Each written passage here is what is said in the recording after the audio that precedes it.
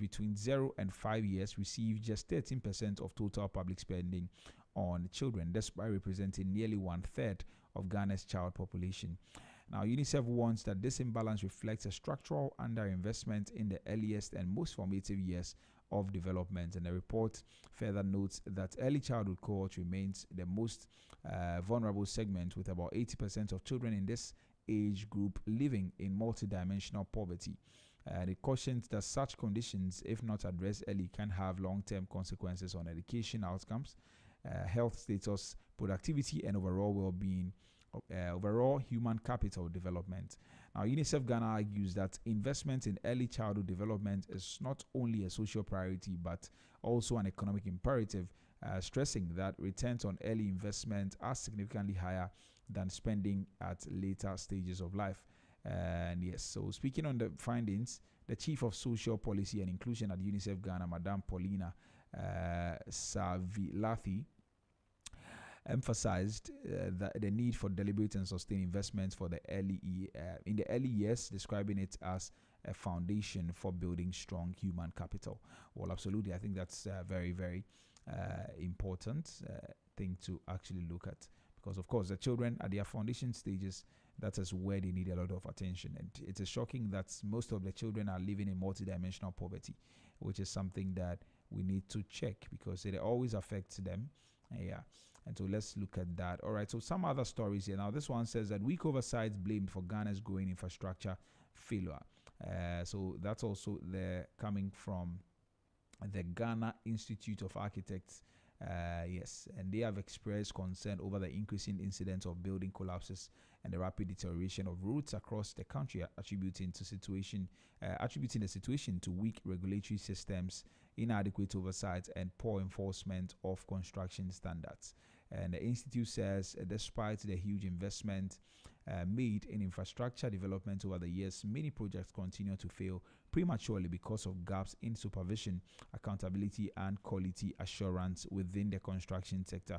Now, speaking on the sidelines of a church of Pentecost program organized to equip built environment professionals and young people with godly principles to combat corruption and promote integrity in their respective fields, President of the Ghana Institute of Architects, Tony Asari, said Ghana's infrastructure challenges are largely from the absence of an independent regulatory body to effectively monitor contractors and enforce standards. I agree. I think that the systems are there. Okay, well, of course, he says that an independent one, yes. I don't know what that would look like, but I think that we don't really do a lot of justice when it comes to some of these things.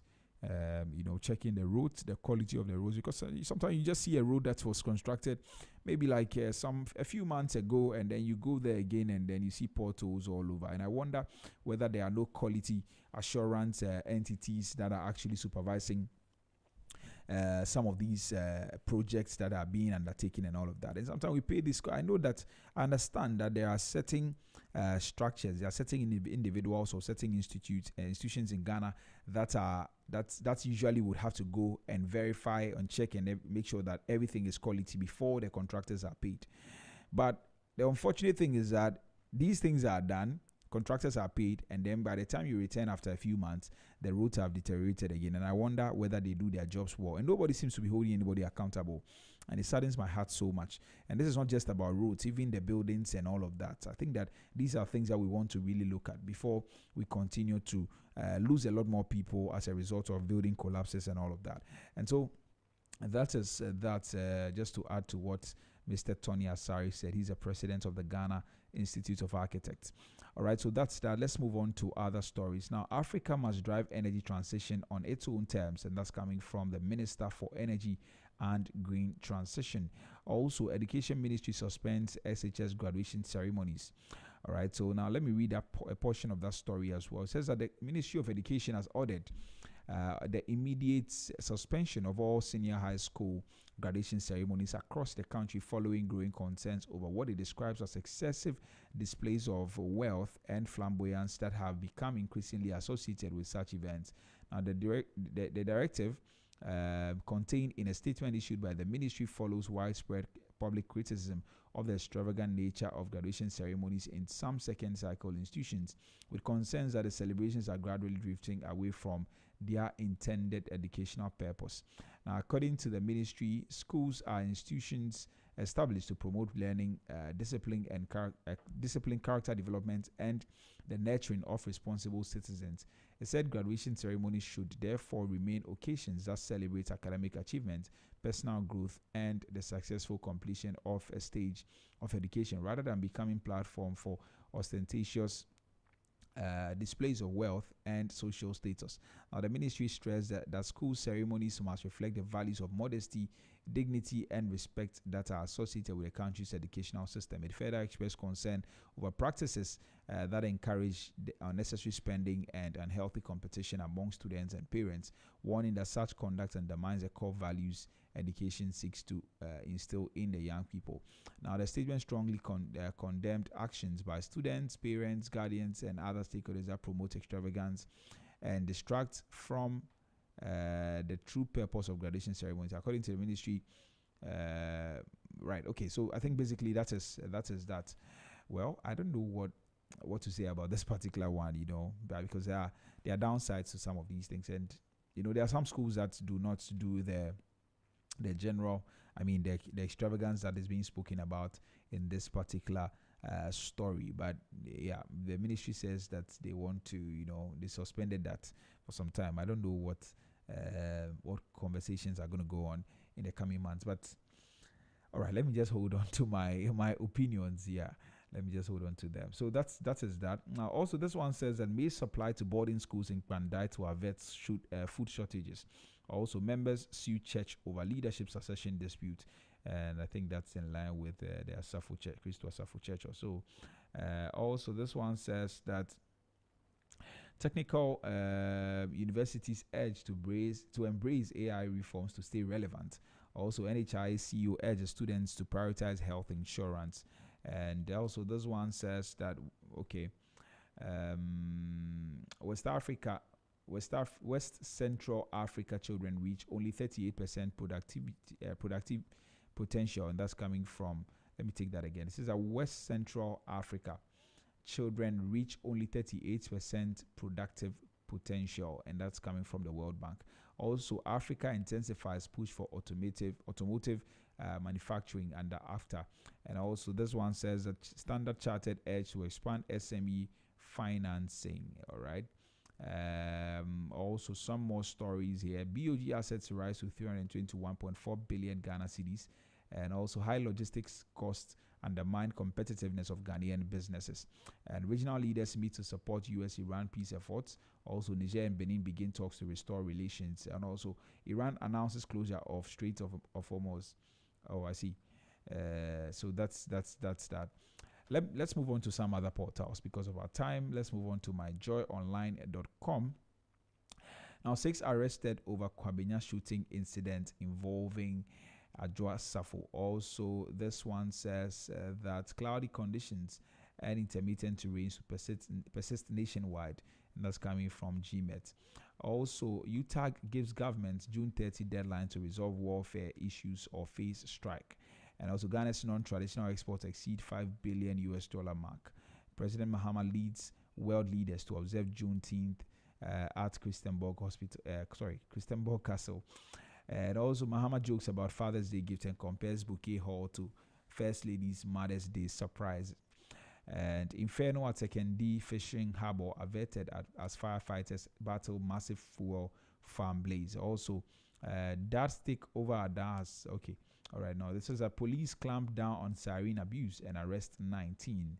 I think this is actually very, very important, Charlie, because sometimes it's so annoying, But let me just read a portion of that. It says that the Central East Regional Police Motor Traffic and Transport Department has arrested 19 drivers for various traffic offenses, including the unauthorized use of sirens and strip lights. Now, the arrests were made during an enforcement exercise aimed at addressing traffic violations and improving road safety within the region. Now, a statement issued by the Central East Regional Police Command and copied to the Ghana News Agency said the operation targeted the unauthorized use of sirens, strip lights, and unapproved vehicle lamps, as well as driving on road shoulders and verges. It said 3 drivers were arrested for the abuse of sirens and strip lights, and 10 for the use of unapproved lamps, and 6 for driving on road shoulders. All right, so that's a story there. Sometimes people just abuse the sirens, and you wonder whether we have checks for some of these things. I hope that the police actually clamps down on that very, very well. Yes, so that we know. I mean, there's a clear distinction, because somebody just has their V8 and then they just roll their glasses and then they just continue to use a siren, and people have to be giving them way and all of that. And sometimes they are not even ministers. They are not people that, I mean, the law actually gives room to be able to use that. So I think that it's very important. Anyway, some more stories here. Largest ever cocaine bust in Australia after police raid underground bunker. Also, oil slips after US-Iran conclude talks in Switzerland. And first round of US-Iran talks end with encouraging progress, mediators say. Also on ctnewsroom.com, top story here says that UTAG wants government resolve service conditions by June 30 or face strike. Also, higher yields fail to raise T-bill demand, and auction records 1.07 billion Ghana cedis shortfall. Also, Ghana eyes rail shift to protect road investment and capture Sahel cargo trade. And IFEST to Ministry of Education sanctions school heads who permit extravagant graduation displays. And also, Afenyo Markin says a rally behind Baumia to defeat 419 NDC in 2028. And Bishop Gideon Titiofe said, I started University of Gold Coast with 500 cedis loan. I see. Also, fire guards Bosomchi Sam Fishing Harbor in 2nd D. And also, this one says the 15 rendered homeless after fire raises 6 apartments at Abuabo. And Ajua Safo shooting claims false. Oh, I see. And that is coming from Crystal Safo. Also, this one says that 2 dead after building collapse in Cape Coast. All right, so these are some of the stories making waves there. Let's move on to channel1newsonline.com.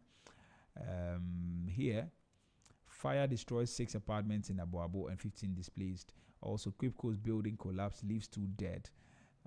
Exactly what I was speaking. I was speaking about a few minutes ago. Now, this one says a police launch probe into a Joasafo shooting incident. Also, 6 bodyguards arrested after a Joasafo shooting incident. Also, toddler killed as rain triggered mudslide and buries homes in Cape Coast. Oh, very sad. Also, this one says that Professor Opoku Ajiman says that, so he says that fathers play key role in national development. Also, Asantini says that I work with whoever Ghanaians elect as president. And also, GSA orders closed mattress firms to recall products within 1 month. And also, Education Ministry, SHS graduation shows off full pressure, peer pressure. SHS graduation show off full peer pressure and corrupt values. And that's coming from the Education Ministry. All right, let's look at the international front. On BBC, here, on BBC, top government figures expect Starmer to announce resignation plans. Also, Cape Verde fans goes wildlife on BBC News as his country scores. Also, Russian troop build up threatens cities seen as key to seizing Ukraine's Donbass. Also, Trump-backed political outsider wins Colombia election. Initial count shows. And also, first round of US-Iran talks ends with encouraging progress, and that is coming from some mediators. On BBC Africa, Ethiopia Prime Minister's party win landslide as fears grow of new conflict. Also, US to stop funding HIV programs in South Africa. Also, Saleh's World Cup pain ends as he fires Egypt to historic win. Also, one of the World Cup's great stories. Can Cape Verde become legends? Also, African and Caribbean nations call for formal apology for transatlantic slavery. And let's move on to Reuters. Now, with Lebanon ceasefire set, Trump envoys head to... Okay, I think that's an old story. Let's look at... let me refresh that. All right, so US and Iran conclude high-level talks in Switzerland, mediators say. Also, oil falls after US-Iran talk concludes in Switzerland, and Iran war triggers global race to build oil reserves. And SK Hynix overtakes Samsung to become South Korea's most valuable company. Also, Japan's FX messaging chip keeps markets on edge over yen intervention risk. Also, Asian stocks gain and oil slips as Iran talks progress. And this one also says that Benham's Manchesterism vision explained. And these are some of the stories making waves here. Now let's look at Reuters Africa. All right, so here it says that at least 30 deaths at Congo camp show Ebola could be spreading fast. And also Congo says confirmed Ebola cases rise above 1,000. And at least 15 migrants' bodies wash ashore in eastern Libya. Sources say that. Also African and Caribbean states back slavery reparations plan at Ghana meeting. Also Salah reveals in Central Road to help Egypt make their World Cup mark. And Salah magic inspires Egypt to historic World Cup victory. And also Brent falls after US-Iran talks conclude in Switzerland. Also, more than 70 Congo medics infected with Ebola since outbreak started. That's coming from the WHO. Also, African lawmakers back push for tougher anti-LGBTQ laws after Ghana conference. All right, so these are some of the stories there as well. Let's move on to CNBC. Maybe we'll wrap up with CNBC. It says that at least 30 deaths at Congo camp show Ebola cases. Shows Ebola could be spreading very, very fast. Also, US-Iran accord hits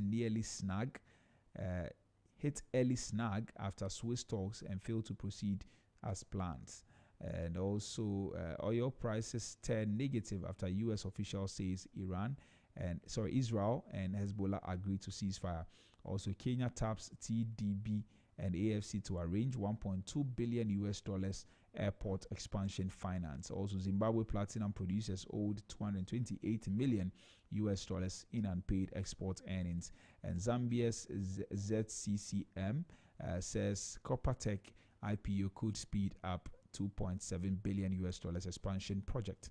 All right, so these are some of the stories making waves on the various portals this morning. You can head to www.zmultimedia.com.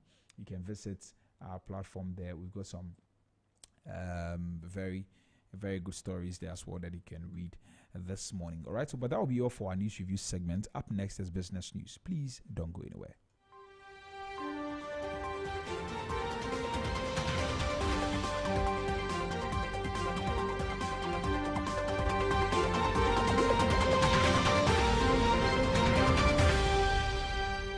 You're welcome to the business news segment of the Business Breakfast Show on Zed 101.9 FM. We're coming to you from number 6 Anite Avenue, East Legon, Accra. Coming up in our headlines, Bank of Ghana rules out fixed CD target, focuses on stability. OPEC predicts strong global oil demand through 2050. And in other news, the Minister of Energy and Green Transition calls for African-led energy transition. These and many more stories will be coming your way shortly. To stay with us, I am Praise Bell Rosamond Labi. Thank you for staying with us. And now the news in detail. The Bank of Ghana has clarified that it does not maintain a specific target for the Ghana cedi, emphasizing that the currency is expected to respond to market forces and economic conditions. Governor of the Bank of Ghana, Dr. Johnson Isiama, said the central bank's priority is to ensure stability and prevent excessive volatility rather than fix the exchange rate at a predetermined level. He noted that policymakers continue to monitor development closely and maintain confidence in the country's ability to withstand current market pressures. The governor also highlighted positive trends in private sector credit growth, with improved lending conditions expected to support business expansion and job creation. Additionally, the Bank of Ghana is advancing plans for a regulated digital credit framework that will expand access to formal loans through mobile phones, boosting financial inclusion and supporting economic growth. Moving on, the balance sheet of the Bank of Ghana expanded in March 2026, driven largely by stronger foreign asset holdings, increased gold reserves, and a sharp rise in investment in foreign securities. According to the central bank's latest monthly statistical bulletin, total assets climbed to 321.38 billion Ghana cedis in March 2026, up from 310.58 billion Ghana cedis in February.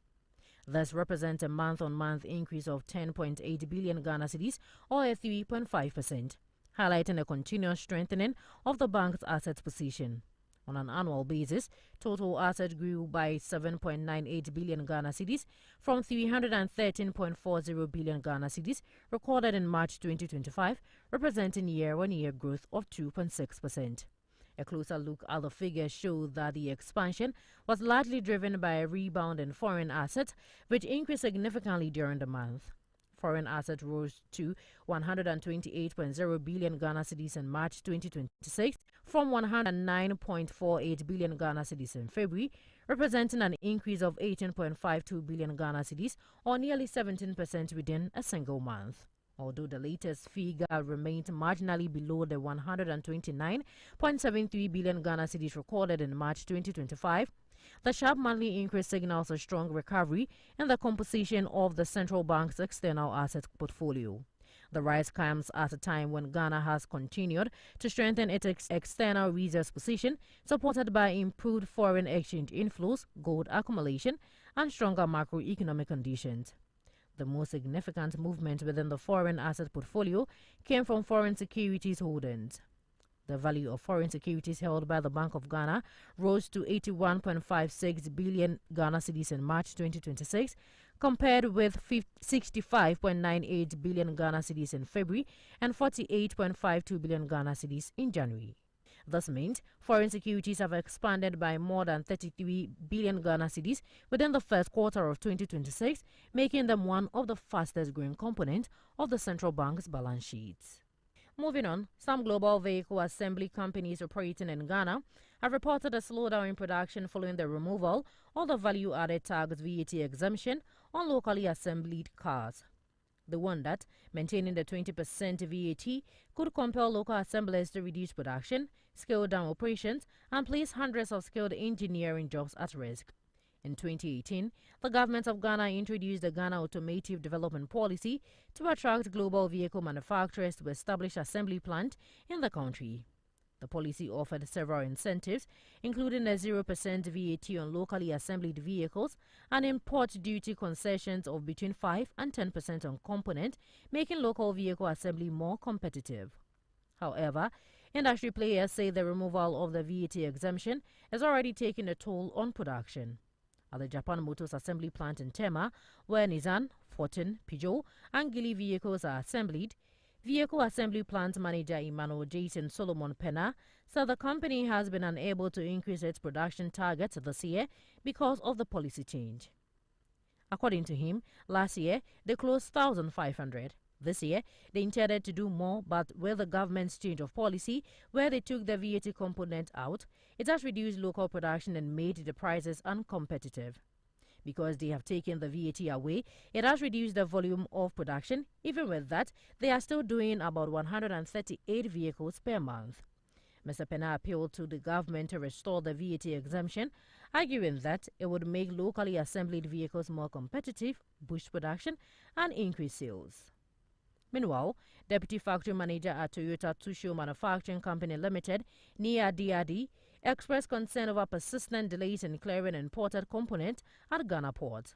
He said the situation continues to disrupt production schedules and affect the company's operations. Away from that, the Chief Executive Officer of the Ghana Investment Promotion Center, Simon Maggi, has engaged Canadian investors and stakeholders on Ghana's expanding investment opportunities across key sectors of the economy. At the By the Fire chat series held in Toronto, Canada, Mr. Maggi outlined opportunities in agro-processing, mining, technology, and the digital economy. He also underscored Ghana's political stability, investor protection frameworks, ongoing regulatory reforms, and its strategic position as a gateway to the West African market. The section, organized by the Canada-Ghana Chamber of Commerce in collaboration with the High Commission of Canada to Ghana, brought together government officials, investors, diplomats, and private sector leaders to explore avenues for strengthening trade, investment, and partnerships between Ghana and Canada. Meanwhile, Ghana's new investment law will establish one-stop shop to streamline business processes and reduce bureaucratic delays. Presently, the Ghana Investment Promotion Authority GIPA bill passed by Parliament is undergoing legal review ahead of presidential assent. Once assented to, it would become part of Ghana's investment legal framework. Away from that, the government has failed to meet its Treasury bills target just a week after achieving an oversubscription as demand moderated. According to auction results by the Bank of Ghana, the short-term instruments were undersubscribed by about 20%. The government received 4.20 billion Ghana cedis bids from the investors. This was against a target of 5.27 billion Ghana cedis. It, however, accepted all the bids tendered. The 91-day bill was once again the most subscribed, as 2.25 billion Ghana cedis of the bids were tendered, representing 53.6% of total bids. The 182-day bill recorded bids worth 802.87 Ghana cedis. For the 364-day bill, 1.146 billion Ghana cedis was tendered. Meanwhile, interest rates continue to rise on the yield curve. The yield on the 91-day bill increased by 26.0 basis points to 5.30%. That of the 182-day bill also went up to 7.13% from 7.08%. Similarly, the yield on the 364-day increased by 39.0 basis points to 11.36%. Moving on, legal scholar and governance advocate Professor Stephen Kweku Asare is calling for the introduction of diaspora bonds and other structured investment vehicles to channel part of Ghana's annual remittance inflow into productive sectors of the economy. According to him, Ghana received about $7.8 billion in diaspora remittances in 2025, making remittances one of the country's largest and most stable sources of foreign exchange. In a policy proposal, Professor Asare said although remittances play an important role in supporting households, education and housing, much of the money is used for consumption rather than long-term investment. He proposed the introduction of diaspora bonds to enable Ghanaians living abroad to invest directly in infrastructure projects such as roads, energy, and water systems while earning returns on their investment. Professor Asare also recommended the establishment of SME investment funds, agricultural investment vehicles, housing finance funds, and infrastructure funds to mobilize diaspora savings into manufacturing, agribusiness, technology, affordable housing, and renewable energy projects. He further suggested that banks introduce diaspora savings and investment accounts that automatically invest part of remittances in treasury securities and other fixed income instruments. Professor Asare stressed that the goal is not to replace remittances as household support, but to complement them with investment opportunities that create jobs, increase productivity, and drive sustainable economic growth. He added that while patriotism may encourage initial participation, the long-term success of such initiatives will depend on transparency, trust, professionalism, and attractive returns.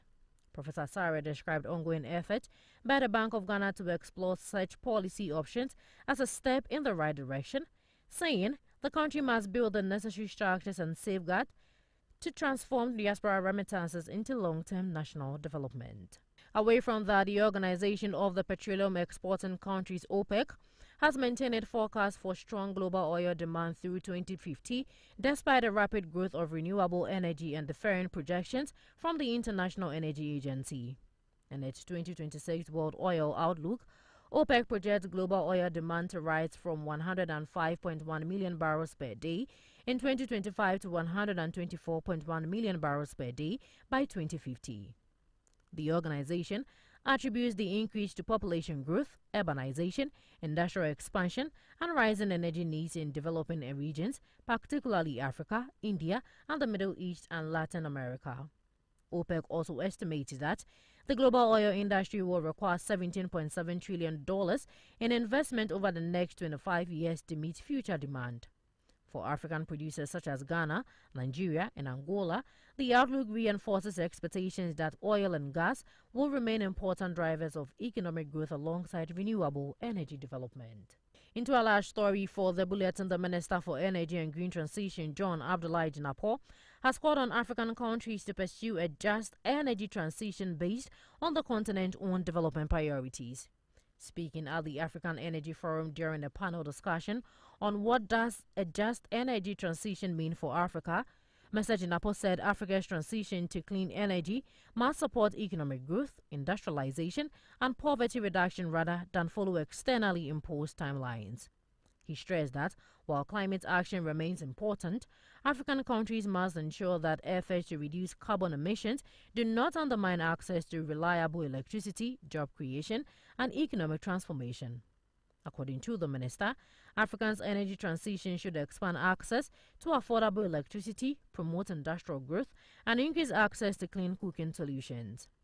Mr. Jinapo said the continent requires credible policies capable of attracting investment while positioning natural gas as a strategic transition fuel to support industrialization and the gradual expansion of renewable energy. He noted that predictable regulatory frameworks are essential to attracting long-term investment into Africa's energy sector. The minister also disclosed that Ghana is expanding renewable energy through large-scale solar projects, energy storage facilities, home solar systems, and electric vehicle charging infrastructure to improve electricity access and reduce carbon emissions. He further emphasized that Africa's energy transition must create jobs, strengthen local industries, and promote sustainable economic development. Mr. Jinapo urged African countries to take control of their own transition by adopting policies that balance environmental sustainability with industrial growth and inclusive economic development. And in business news. And this is where we draw the curtains on business news on Z 101.9 FM. But before we go, let's take a recap of our headlines. Bank of Ghana has ruled out fixed credit targets, focuses on stability.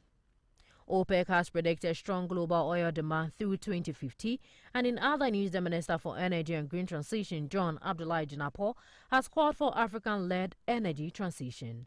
These and many more stories were brought to you from our studio at number 6 Anyete Avenue, East Legon, Accra. For more news, you can log on to www.zmultimedia.com, or you can follow us on Instagram, Facebook, and X at ZFMGH, and on TikTok and YouTube at Z Multimedia. Thank you for listening. Do enjoy the rest of our programs.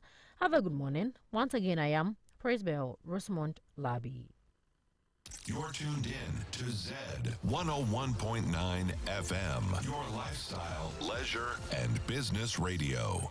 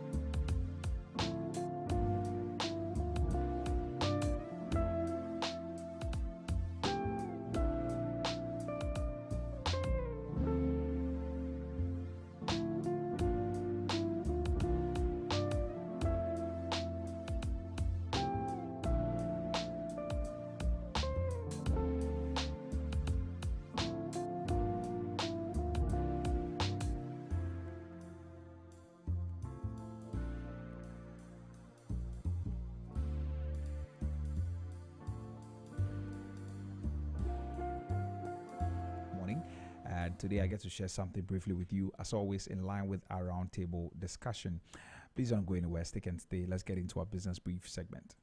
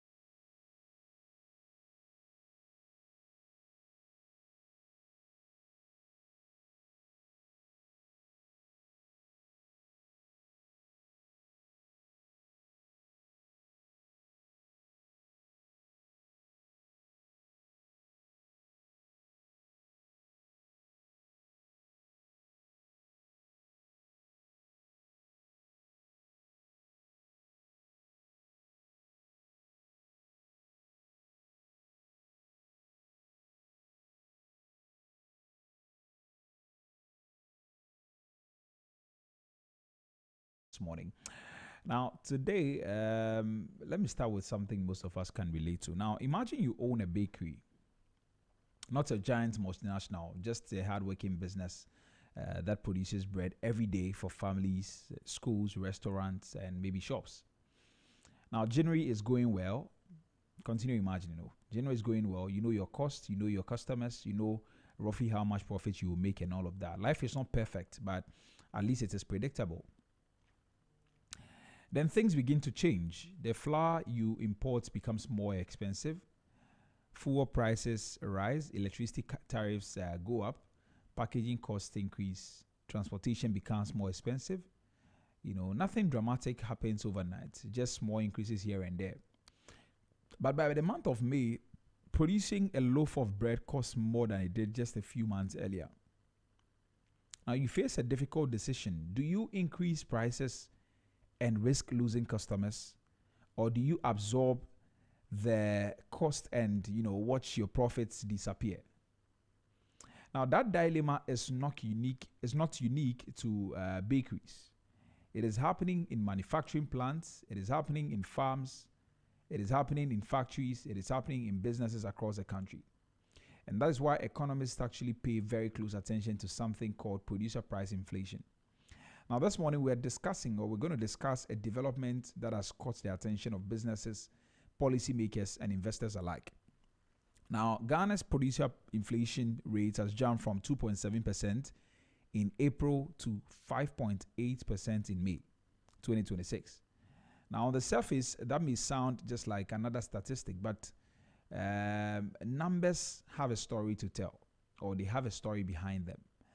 And sometimes those stories tell us what could be coming next. You see, producer inflation measures the prices businesses pay to produce goods and services before those goods reach you and me. In many ways, it is like, looking upstream before the water reaches the river. It gives us clues, it gives us signals, it gives us warnings, and sometimes even opportunities. And so the question is, what exactly is this latest increase telling us? Should businesses be concerned? Should households be worried? Or is this simply a temporary fluctuation that will disappear as quickly as it arrived? Because history teaches us something very important, that sometimes producer inflation rises and nothing significant follows. Costs stabilize, supply chains improve, businesses manage to absorb the pressure, consumers barely notice, but sometimes also producer inflation becomes the first domino, because businesses begin paying attention more, and eventually they can no longer absorb the cost. Then prices start rising, consumers feel the pinch, demand weakens, investment slows, and before long, inflation becomes everybody's problem. And that is why economists often describe producer inflation as an early warning indicator, not because it guarantees trouble, but because it can sometimes, just sometimes, reveal trouble before everyone else sees it. Now, let's bring it closer to home. Now, many Ghanaian households are only beginning to, feel some relief after years of high inflation. Families have endured rising food prices, higher transportation costs, more expensive utilities, and all of that. I mean, even increasing rents. And the average Ghanaian consumer has become very sensitive to prices. Businesses know this, and that is why, many firms have extremely cautious. Have been extremely cautious about increasing prices. In fact, one of the untold stories of the past year is that many businesses have quietly absorbed rising costs in order to protect consumer or customers, really, and maintain market share. But how long can that continue? How long can they continue to hold back? At what point does a business say that we can no longer carry this burden ourselves? And that is the question hanging over today's discussion. And it matters because producer inflation affects much more than prices. It affects hiring decisions, investment plans, expansion strategies, profitability, borrowing costs, and ultimately economic growth itself. And so investors are watching, businesses are watching, and the financial markets are watching, because if inflationary pressures are returning, policymakers may need to respond differently. And that response could actually affect every single thing from, interest rates to business financing. And so, but before we jump to conclusions, there's also another side of the story.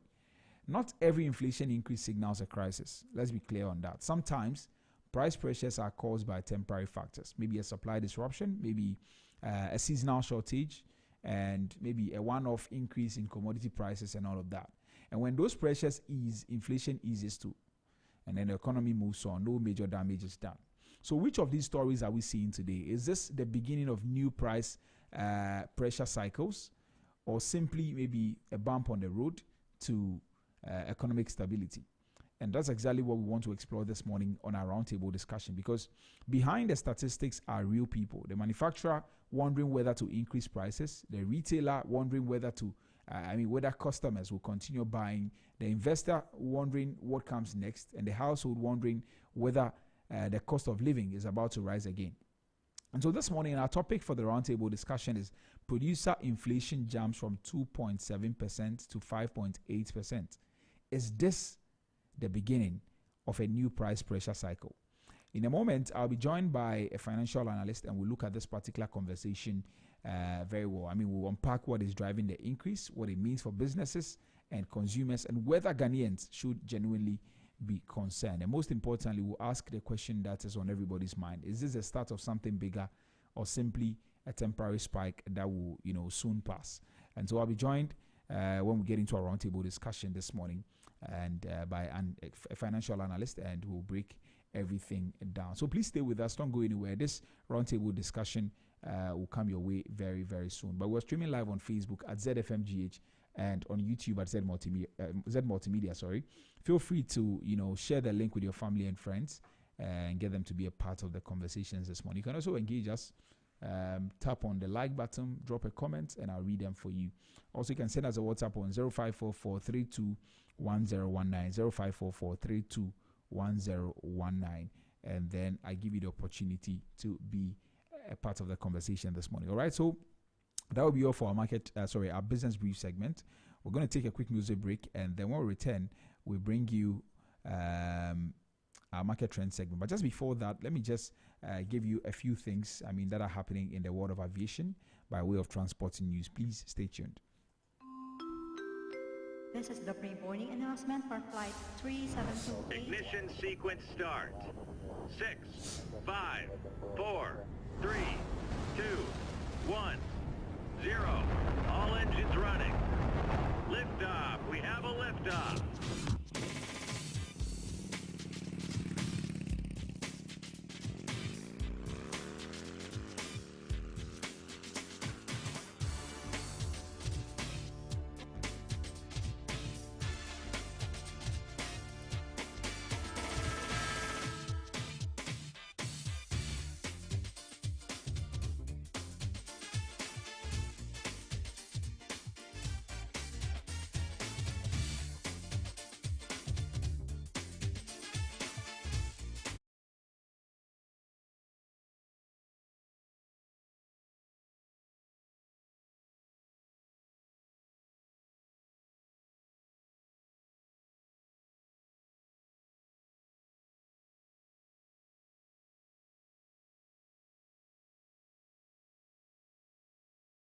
let's get into transport today this morning, and let me take you to the world of aviation. We'll look at some of the stories that are making waves there. Now, Dubai is calling Emirates increases flights to Accra. And that's a story there. Let's look at this one as well. It says that Kagame urges Africa to open skies and borders to unlock economic growth. And also this one says that SNIT targets turnaround of Elmina Busia hotels. And also this one says that reaches 25 Australian airport customers in just over 18 months. And so these are some of the stories that I'm bringing you this morning on our Transport Today segment. Now here it says that Dubai is calling Emirates increases flights to Accra. Now, Emirates, the world's largest international airline, is expanding its operations in Ghana with the introduction of 4 additional weekly services between Dubai and Accra from 12 July 2026. Now, this reaffirms the airline's long-term commitment to Ghana and supports the country's growing demand for travel and global connectivity. Now, the new service will complement Emirates' existing daily operations and the sustained growth in air travel demand to and from Accra, which continues to experience high seat occupancy year-round. Now, from July 12, Emirates direct services operating as EK789 will depart Dubai at 3:30, arriving in Accra at 7:40 local time, and the return flight EK790 will depart Accra at 10:25, arriving in Dubai at 10:40 p.m. All right, operated by a Boeing 777-300 ER. These flights will operate on Tuesdays, Thursdays, Saturdays, and Sundays. Now, the new service is optimally timed to connect travelers from Accra to key commercial and tourist hubs, including Beijing, Sydney, Perth, Mumbai, Singapore, New York, JFK, and Jeddah. Now, the newly added service will also offer travelers a more convenient option to connect to Accra via Dubai, mainly from points such as Delhi, Boston, Los Angeles, and gateways across Germany and the UK. Salem Almana, Emirates country manager Ghana, said, "For more than 2 decades, Emirates has proudly connected Ghana to the world. The introduction of this new services demonstrates our continued confidence in Ghanaian market and our commitment to supporting the country's growing travel needs. Beyond providing greater convenience for our customers, the expansion will strengthen businesses, tourism, and trade links between Ghana and key markets across our global network, while contributing to the continued growth of Ghana's aviation sector. And through Dubai, travelers will enjoy seamless access to close to 140 destinations worldwide, while visitors from around the world will have even greater opportunities to experience Ghana." And so that's that's one story trending in the world of aviation. All right. Also, let's move on to some other stories. Now, this one says that Kagame urges Africa to open skies and borders to unlock economic growth. Now, Kagame urges Africa to open skies. All right, so let me read it. It says that Rwandan President Paul Kagame has called for greater cooperation among African nations, urging governments to harmonize regulations, liberalize visa regimes, and improve air connectivity to accelerate economic growth and regional integration. Now, speaking at the African Air Transport Convention and Expo 2026 in Lomé, Kagame said Africa's ambitions under the African Continental Free Trade Area can only be realized if countries work together to eliminate barriers that restrict the movement of people, goods, and services. Now, the Rwandan leader stressed that a truly integrated African market requires common standards and predictable regulatory frameworks across borders. Now, his remarks come as African governments and aviation stakeholders intensify efforts to advance a single African air transport market, SAATM, a flagship African Union initiative aimed at creating a more connected and competitive aviation sector across the continent. Rwanda has often been cited as one of Africa's leading examples of visa liberalization, allowing citizens of all African countries to obtain visas on arrival. Kagame said the policy has generated tangible economic benefits. And he says this, I quote, he says that in Rwanda, we removed this particular barrier because we wanted people to visit, connect, and discover opportunities. And as we know it, it is just the right thing to do. We saw stronger business activity, increased tourism, and expanded air links. Yeah, unquote. That's what he says. Now, according to Kagame, Africa cannot achieve its development objectives if nations continue to operate independently rather than as a part of a larger continental market. And industry leaders attending a conference echoed Kagame's position, arguing that improved air transport connectivity is essential for boosting intra-African trade, attracting investment, promoting tourism, and enabling the free movement of entrepreneurs and professionals. All right, so that's their story there as well. Let me look at some other stories here.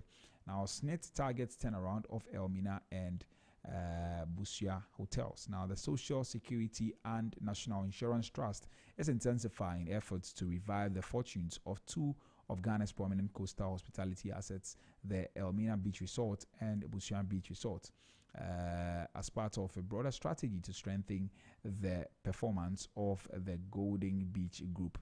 Director General of SNIT, Kwesi Afrebani, says the trust focus is now firmly on transforming the operations of the underperforming hotels while leveraging the continued success of Labadi Beach Hotel, which remains one of SNIT's most profitable investments. Now, speaking on Joy News' PM Express Business Edition, Mr. Afrebani disclosed that SNIT has engaged consultants through a competitive procurement process to develop a 5-year turnaround strategy for the Golden Beach Group, which comprises La Palm Royal Beach Hotel, Elmina Beach Resort, and Busian Beach Resort. Now, according to him, the objective is to divest.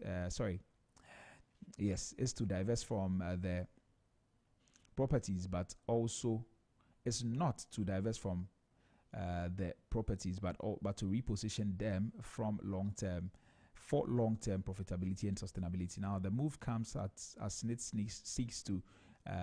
seeks to unlock greater value from its hospitality portfolio and improve returns to contributors. While Labadi Beach Hotel continues to generate strong financial results and regular dividend payments, other properties within the Golden Beach Group have faced operational and financial challenges over the years. All right, so that's the story. Another story there, maybe two more. Yes, this one says that one rig reaches 25 Australian airport customers in just over 18 months. Now, one rig, the fast-growing aviation regulatory compliance platform, has announced a major milestone in its Australian expansion, reaching 25 airport customers just over 18 months after signing its first. Now, driving that milestone is significant momentum across the continent, with several Australian airports, including Melbourne, Albany, and Karatha, signing on in the past 6 months alone. Now, this reflects strong demand for aviation-ready compliance tools and the industry's shift toward more connected, real-time operational oversight and real-time operational oversight. Now, Western Australia remains the company's fastest growing region, with 18 airports there now using the platform. All right, so that's also another story there. Maybe finally, this one says that global voices on reparations gather in Accra. Now, President of Sao Tome and Principe, His Excellency Carlos Manuel Villa Nova, and Nobel laureate Professor Wale Soyinka have been confirmed as keynote speakers. Okay, I think this story is quite old. All right, so yeah, maybe basically those are some of the stories making waves on the world of aviation. But that'll be all for transport today this morning. Hopefully subsequently we'll bring you the flight schedules as well as the traffic situation in town. But that'll be all for transport today this morning. All right, so the show continues. Like I said, Emmanuel Boatin will be joining me very soon for our market trend segment for today. Please don't go anywhere, stick and stay and continue enjoying this. We will be right back.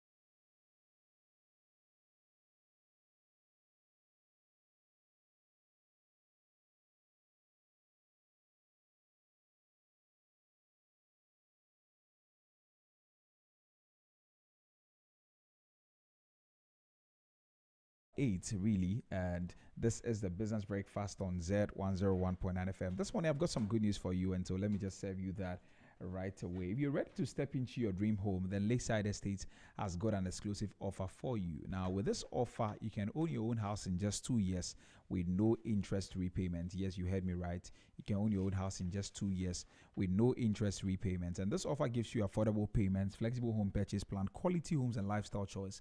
And you get to choose from a variety of beautiful homes in any of Lakeside Hills clusters. Yes, you heard me right.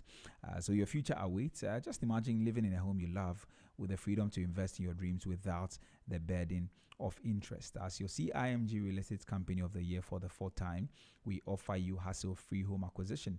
And all you have to do is to place a call to us today. You can call us on 020-477-5042, 020-477-5042, or 020-477-5040, 020-477-5040, or 050-1418622, don't miss out on this incredible opportunity. Call us now to learn more and schedule a tour of our available homes. Lakeside Estate, we say quality homes for all. All right, so that's the good news I've got for you this morning. The show continues. We're going to get into our market trend. Yes, of course, our market trend segment shortly. Like I said, Emmanuel Boateng will be joining me very soon. Today, we'll be talking about the Treasury bill market. We actually see something happening with the latest auction. I want to have a conversation on that right here on the show. But we'll take another quick music break. And when we return, Emmanuel will be joining me and we'll have a good conversation this morning. Please don't go anywhere. Continue enjoying this, and we'll be right back.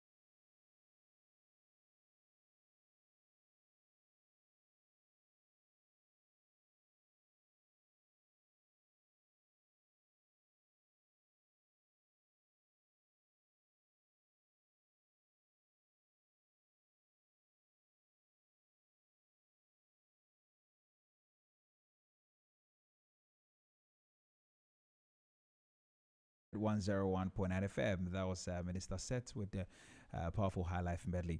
All right, we get into our market trends segment this morning, and today we take a closer look at developments in Ghana's Treasury bill market after the latest auction recorded a significant funding shortfall of more than 1 billion Ghana cedis. Now, according to results released by the Bank of Ghana, the government had hoped to raise 5.27 billion Ghana cedis through the sale of 91-day, 182-day, and 364-day treasury bills. Now, however, investors submitted only 4.21 billion Ghana cedis in bids, leaving the government with a shortfall of about 1 billion Ghana cedis. Now, what makes this outcome particularly interesting is that it occurred despite treasury bill yields rising across all tenors.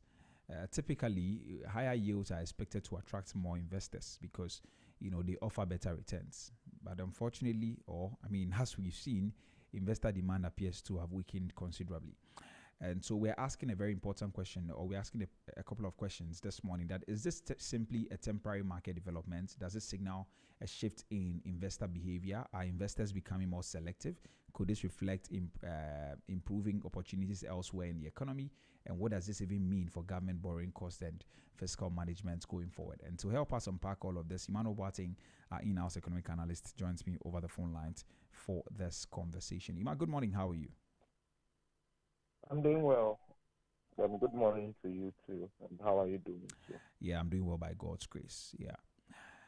Thanks so much for making time to join us this morning. So, first of all, the government raised 4.21 billion Ghana cedis against a target of 5.27 billion Ghana cedis. How significant is that shortfall, and should we be concerned? Thank you very much. And good morning to all our cherished listeners. And it's another week to talk about the T-bill market. And I think that it will be important to emphasize to everyone listening to us that this is a market where the government is able to borrow money for the short term. I mean, it's generally for the short term. And I think not every undersubscribed auction is a signal of crisis, not at all. First of all, you see governments experience fluctuations in demand based on several factors. It could be liquidity issues, it could be investor preferences, broader market expectations, and what have you. And a shortfall of over 1 billion Ghana cedis, which is more than 20%, of the target, I think is significant enough to warrant some attention this morning. What does it mean? That investors were either unable or unwilling to provide the amount of financing the government sought during that auction. And the more important question is whether this becomes a trend after today, after this week, or it's a one-off situation. Now, if multiple auctions consistently fall short of targets, then government financing plans could become more complicated. And of course, borrowing costs would rise further because then you would need to incentivize investors to, as it were, lend money to you, the government. And typically, the market will also pay close attention to these developments because they provide real-time insights into investor sentiment and liquidity conditions. For now, I'll just say that it's not necessarily alarming, but it is certainly a signal that is worth monitoring closely. I see. Now, yields across all the tenors increased, yet demand weakened. Why didn't the higher returns attract, more investors, which is actually something that is typically expected? Well, you're right. Because under normal circumstances, higher yields should increase demand because investors, receive better compensation for lending money to the government. I mean, all other things being equal. That is what is expected. Yeah. However, investors do not look only at yields. Mm. They also consider alternative investment opportunities. They consider future interest rates. In other words, that yield we see now, what will it be in time T+1 in the future? As in whether it's going to increase again in the future. Yes. Right. So that is also looked at. Because if you have every indication to show that that yield is going to go up in the future,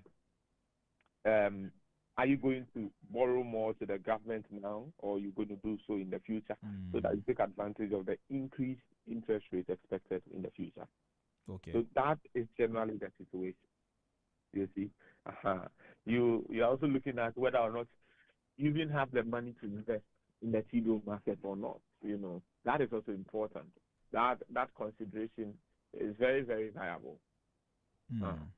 Because if you do not have the money, you will not be able to invest. And that is a true saying. So that, all these factors, as it were, distinguish the results that we get week after week. So the investor will not merely look at the increased interest rates for this week. No, right. They'll look much more. Now, some investors may believe that yield could rise even further in the coming weeks, as I've explained. And if that expectation is true, and that is what they hold on to, then they will delay investing today in anticipation of, securing higher returns later in the future. Right. Others may have shifted funds into corporate instruments, into fixed deposits, into equities, or business investments that they perceive as offering more attractive risk-adjusted returns.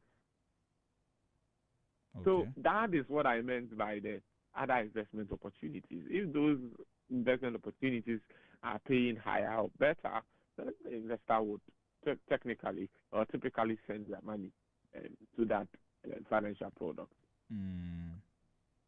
Now, what are we saying? Higher yields alone are not sufficient. It's necessary, but not sufficient. Investor decisions depend on both current returns and expectations about future market conditions, which has been established and explained well enough. What is the yield currently? What are the market conditions?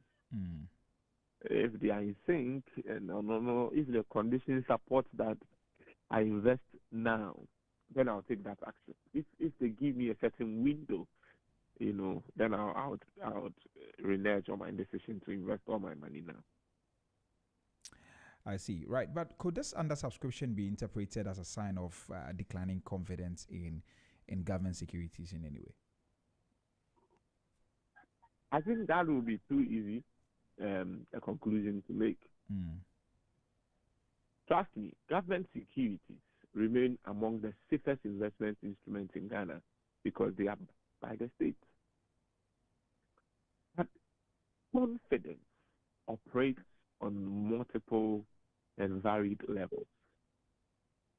Investors may still trust the government's ability to honor obligations while becoming more cautious about locking funds into specific maturities.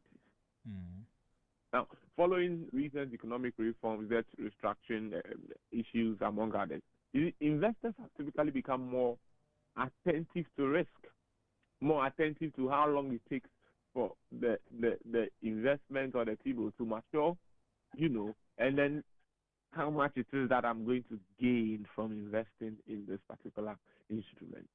Now, the fact that government accepted every bid submitted suggested there was no aggressive rejection strategy. As we may have seen in time past, sometimes even what is coming in is not up to. But the government has a rejection strategy, and as a result, they are not even getting what they want, but they are rejecting some. I'm sure you've seen such results before. But in this case, everything was accepted. Right. So I think the conclusion is that there were simply not enough bids to be able to meet the target. Okay. Therefore, we should look at this as a reflection of market dynamics and investor positioning rather than as evidence of collapsing confidence, which is very difficult to prove in the circumstances we find ourselves in. I see. There's a question I've asked you a lot of times, and it is about why people actually prefer the 91-day bill a lot. But I'll skip that today, because the issue has always been because of the risk appetite, or The the risk answer averse. wouldn't change. Absolutely. And then the shorter time it takes for it to mature. mature. And the answer is the same. Yeah. But how do treasury bill auction results affect ordinary Ghanaians who may not even invest directly in these instruments? I know we've spoken about it a lot, but maybe you can throw some more light on that. Well, many people assume that T-bill auctions only matter to banks and institutional investors, but I think their effect extends throughout the economy, and I'll show why and how. You see, T-bill rates influence the broader interest rate environment. Changes in T-bill rates can eventually affect lending rates, savings rates, investment decisions. Now, pay attention to that. Lending rates, savings rates, investment decisions. When government borrowing, which is the T-bill market, becomes more expensive, in other words, if the interest rate on the T-bill goes up,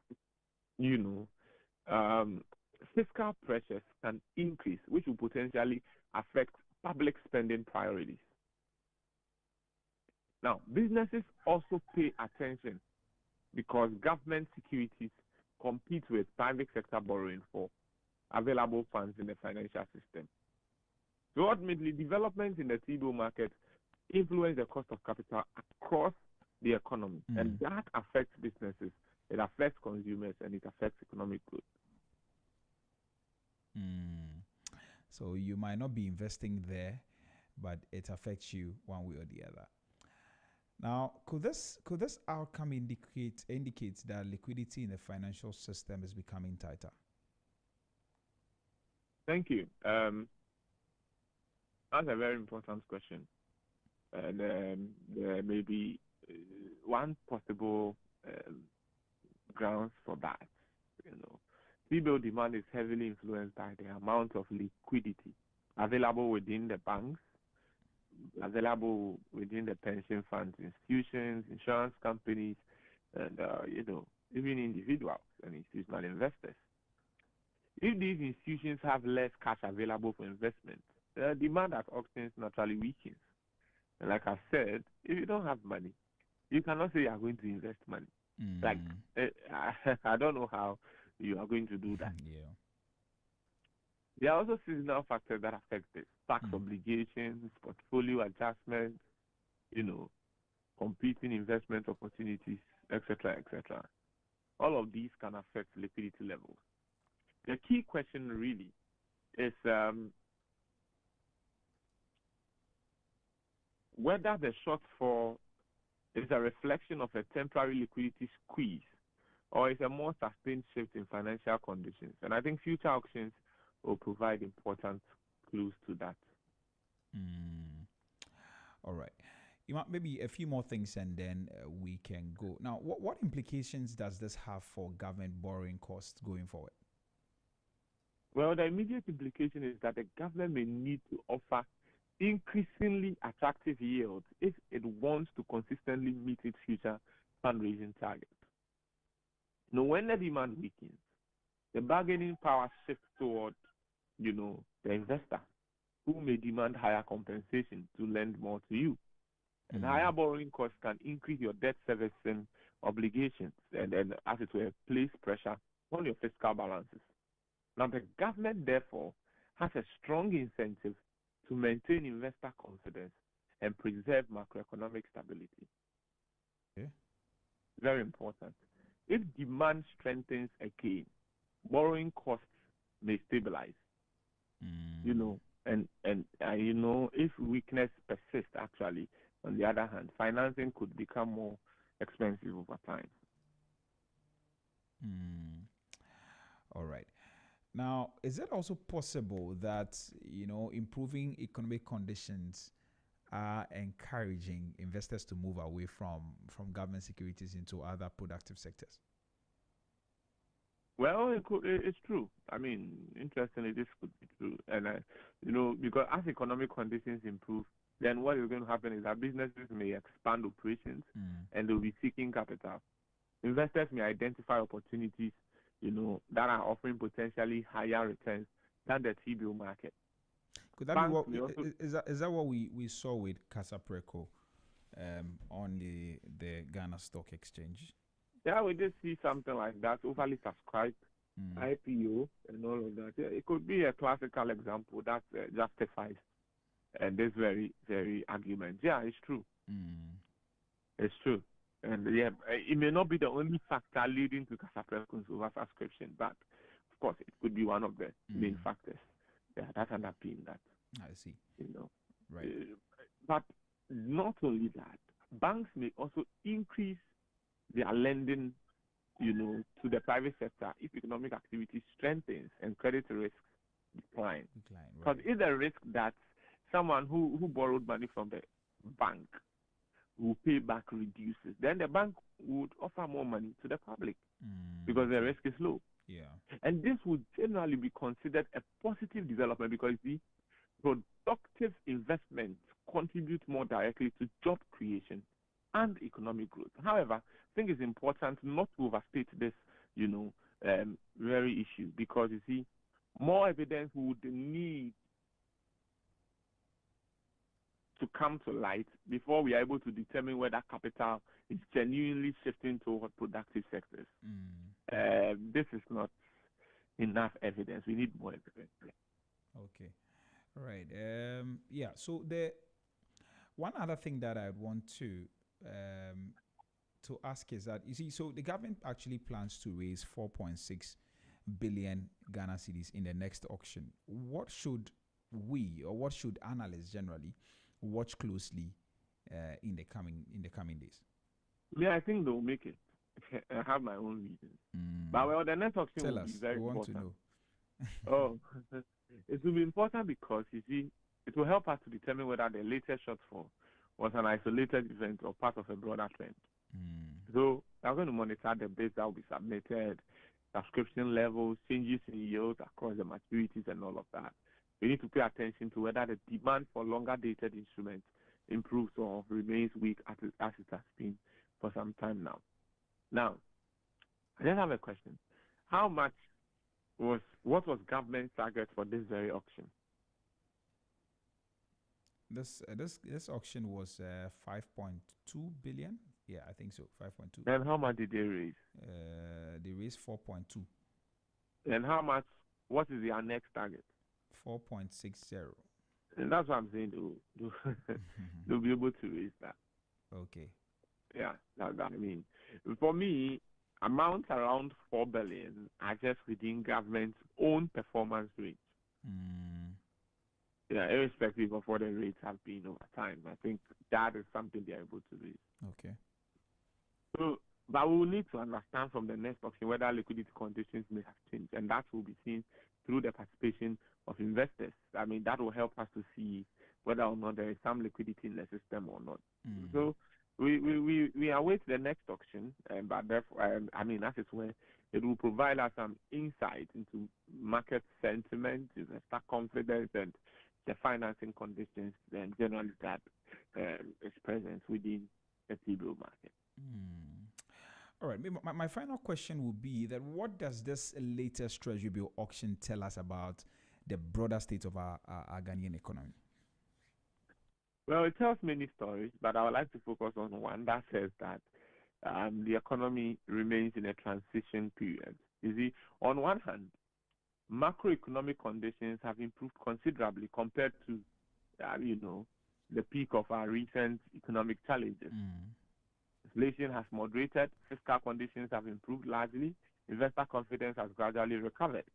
Okay. On the other hand, however, our financial markets remain very cautious and highly sensitive to future development. As a result, investors are clearly becoming more selective about where and how they allocate their capital. Okay. The undersubscription suggests that government borrowing can no longer, rely solely on investor appetite. And I mean, what about it? The fact that investor appetite will remain consistently strong regardless of market conditions. That is not true. They cannot rely on that.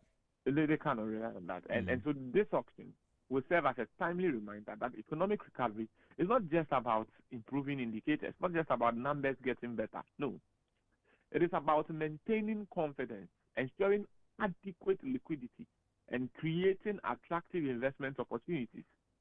And sustaining a policy environment that keeps investors engaged in the market. Very, very important. And it's so crucial. That is what, economic recovery is about, and not just some fair statistics that appears good on paper. I see. Your final words, and then we can go. For me, I think that we need to look at our T-bill market. We need to, get around a certain price that is fair for a market like that. Because, you see, there is no consistency in there. Predictability is a big issue.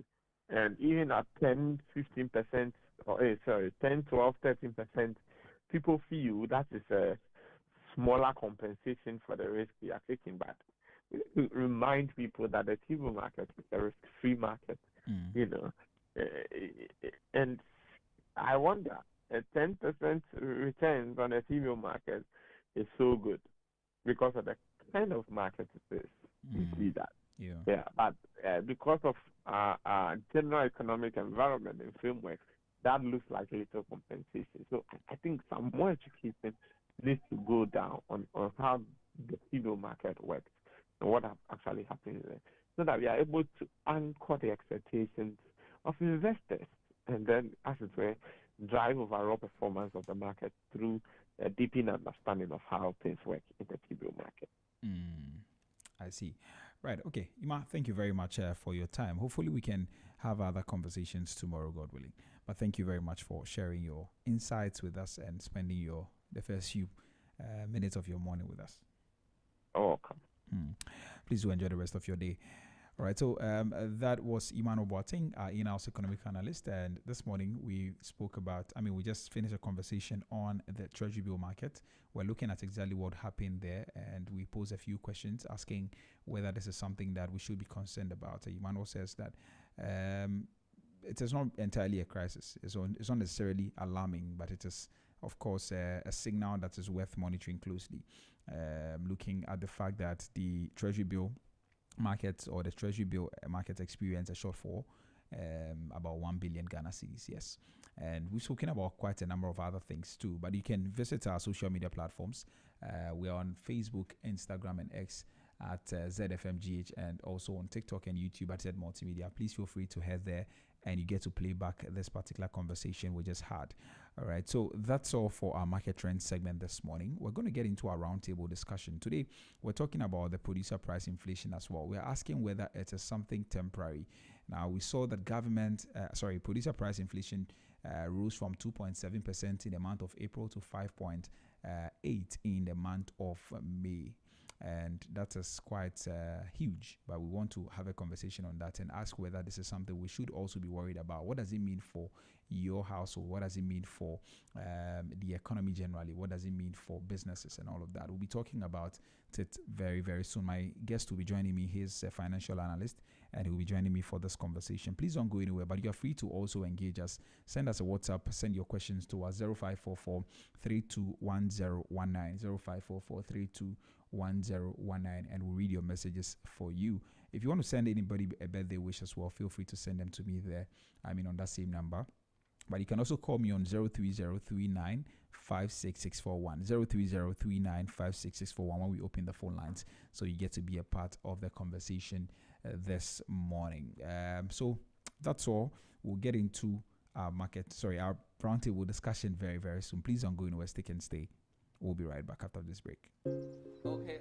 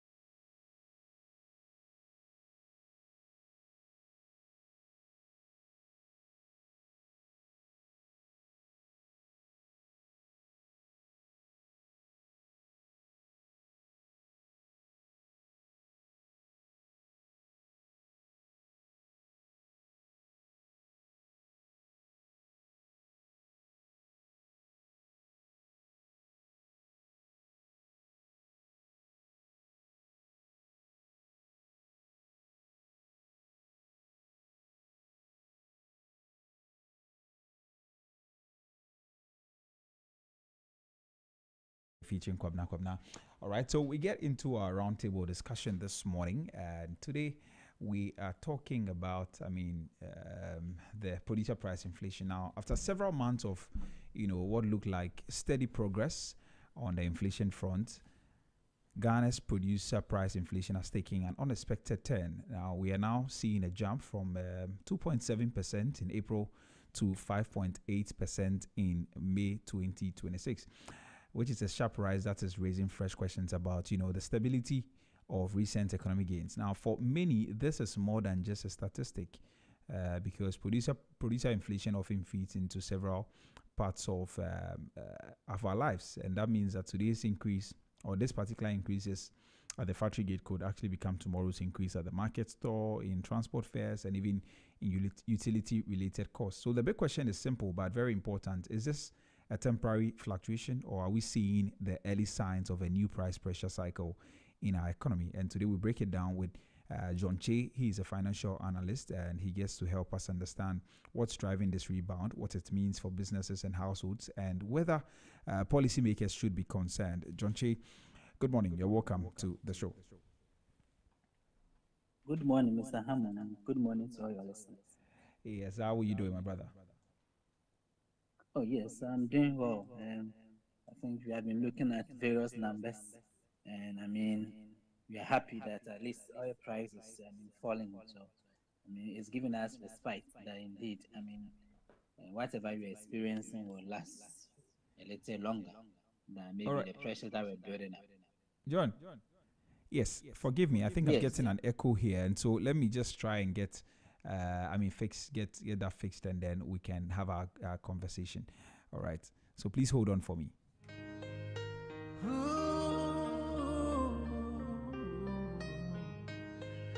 Bring it on, bring it on. You, bring it on.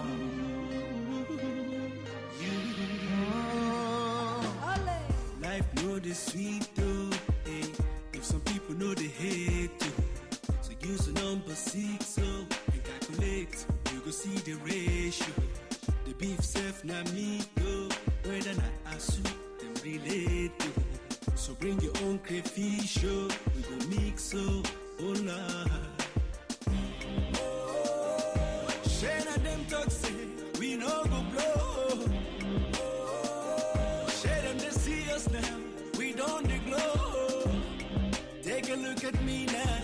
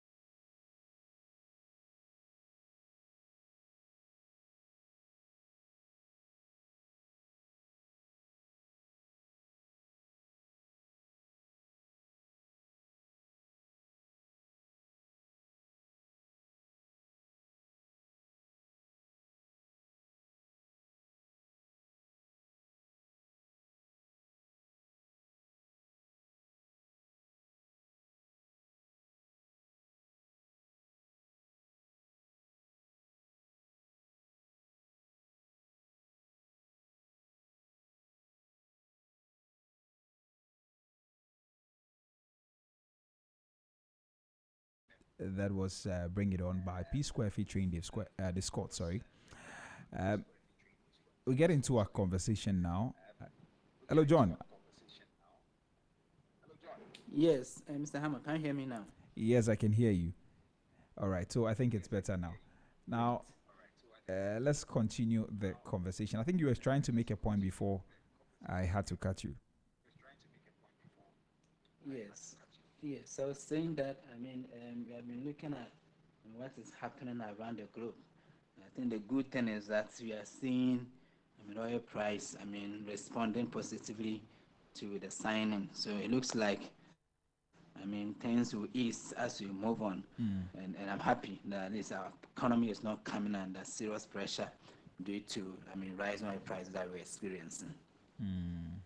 How much of the producer price inflation we are seeing has got something to do with the prices that went up? I mean, in terms of oil.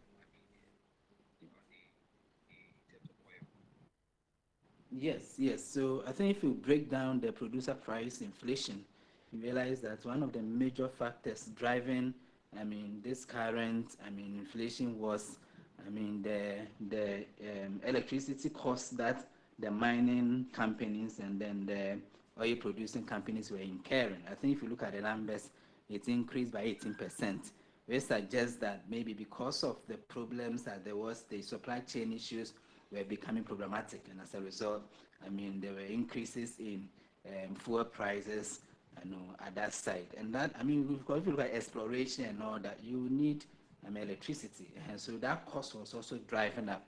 And I think if you look at the numbers, it rose up by about 18%, which was significant determinant of this current, producer price inflation.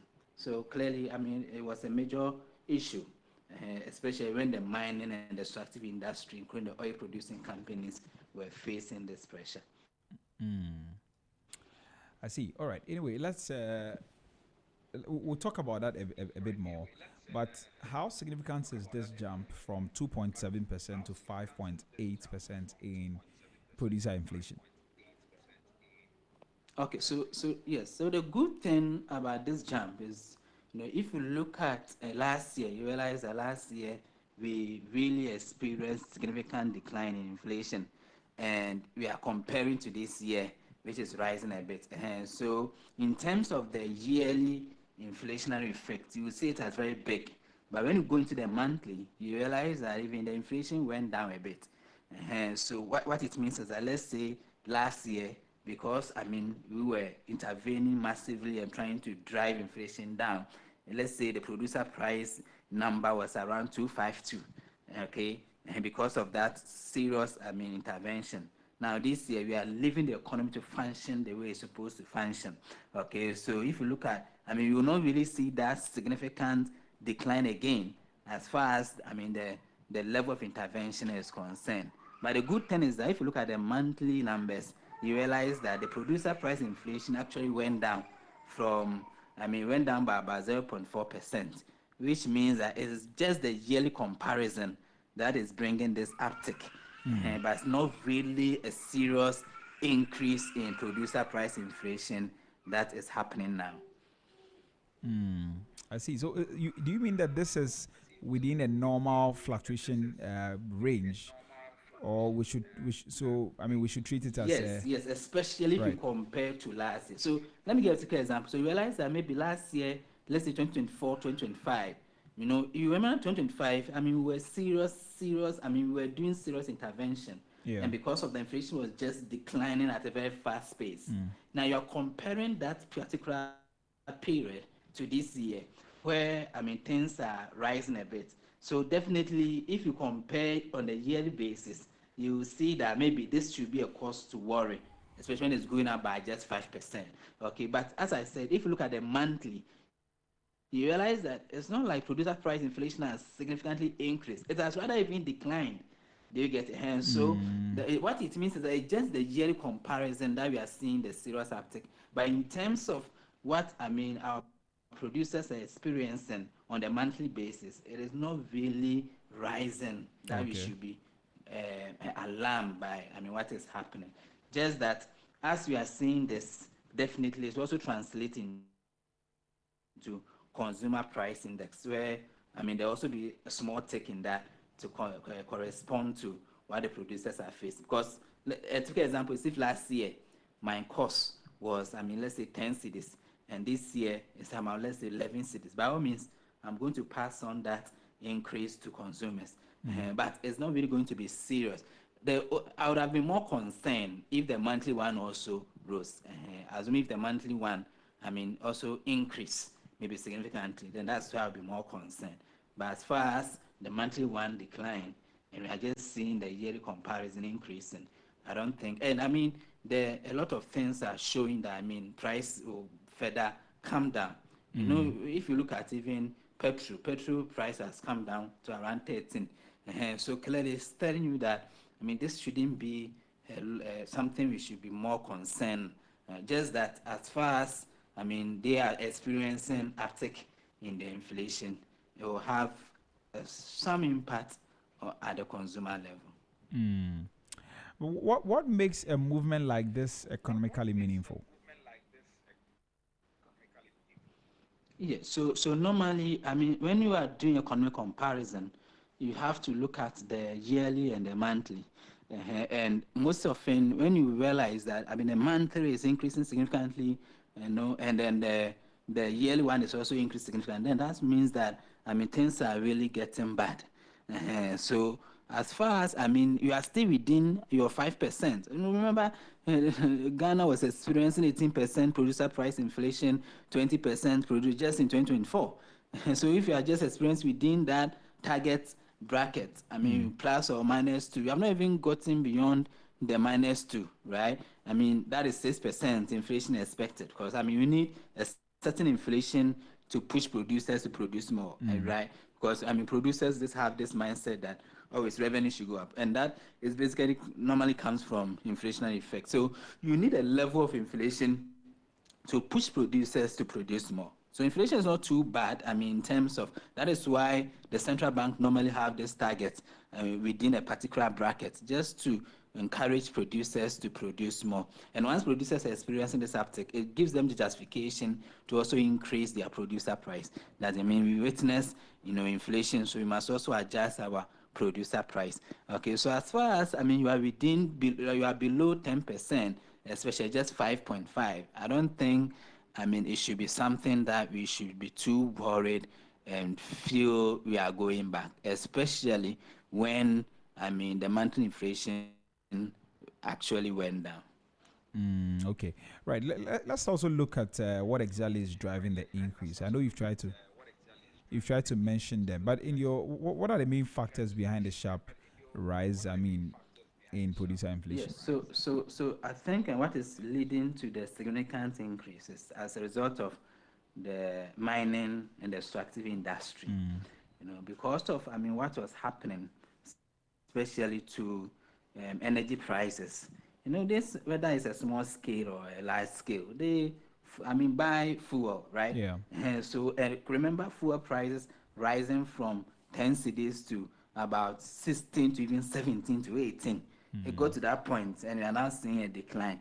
So, in fact, if you go into the numbers, you realize that that was the major factor, okay, affecting this number, right? So you see that, I mean, utilities went up by 18%, and this particular industry, I mean, relies so much on fuel. So as far as, I mean, fuel prices are going up, it's really going to increase, I mean, their inflation. And even if you look at the transport, so the major the major issues that were contributing to this significant increase in inflation was as a result of fuel, electricity, water, and those ones. So once, I mean, we have started seeing decline, then I'm very sure that, I mean, going forward, I mean, we are going to see a decline in this producer price index that we experience. Because, I mean, things are coming down. And typically, I mean, I can give you a typical example. I mean, there were mining companies that were buying, I mean, from us, and they. Hello. Hello. All right. I think we lost John Che there. We'll try and get him back on the line. At first, they were buying around 12 cedis. Now, because the price increased, they were buying. Hello, John. Can you hear me? Yes, I can hear you. All right. Sorry, we lost you for a few seconds. So maybe you might want to take that again. Yes. So I was saying that. So if you look at, what is driving this current inflation? It's more about fuel and utilities. That the mining and the extractive industry use. And I was giving an example that they used to buy fuel around 12 cedis. Now it's increased to about 17 to 18. That is very significant, right? And so that, and if you look at even the contributory factors of this current inflation, it was more, apportioned to increase in utilities. So once, now we are seeing a decline, then it's something that we don't need to be too worried. It means that the inflation will come back to the normal level once, oil prices have started falling. Right. Okay, let's. So historically, I want us to look at the wider economy. The transmission of that, because I think that's also very important. Historically, how quickly does producer inflation translate into consumer inflation here in this country?